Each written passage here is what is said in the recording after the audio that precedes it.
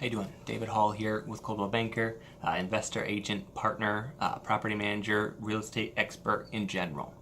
I'm here today with another question that I get asked a lot, which is my house ready to sell?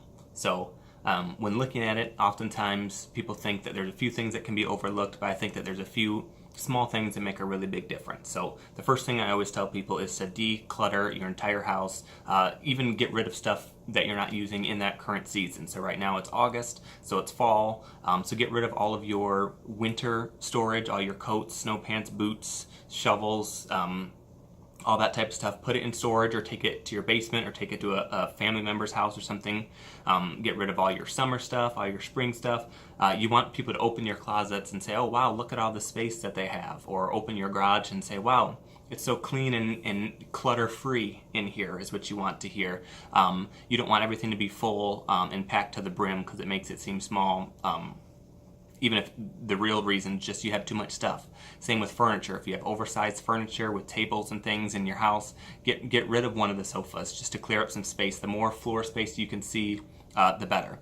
The second thing is clean it. Clean your house from top to bottoms. Clean your front door. Sometimes kids or pets, put their paws on the door and there's mud and there's smudges and things.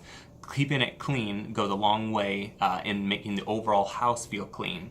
Same with if you have pets. I recommend pouring some vinegar on your carpet, letting it sit for a day, and then vacuuming over it.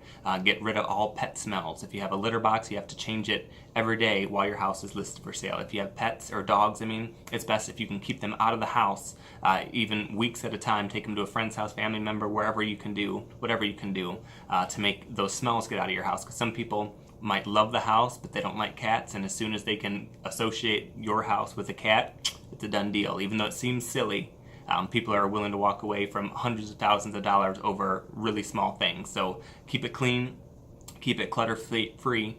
And then the last thing is fixes. There's oftentimes people think, well, that's not that big of a fix, so I'm just going to not do it and hope that the buyers can overlook it. But buyers are looking at, dozens of houses, and each little thing can go a long way to make the overall picture of your house seem down and broken. If there's a few missing light bulbs, if there's missing outlet covers, if there's little holes in the wall here and there, those things add up to that person's overall opinion of your house being bad and broken and in disrepair. So fix the little things. Declutter, get everything out of the house that you can. Clean it. I even pour a little bleach in the sinks in the bathroom so people walk in and it smells like it was just cleaned. That goes a long way to people thinking and saying back to themselves in their head, wow, that was a clean house. And then the third thing, fix the broken things. If a toilet is running, if a light bulb is missing, fix the little things. So if you have any questions, feel free to reach out to me anytime. Again, David Hall, Coldwell Banker. Hope to hear from you. Thanks.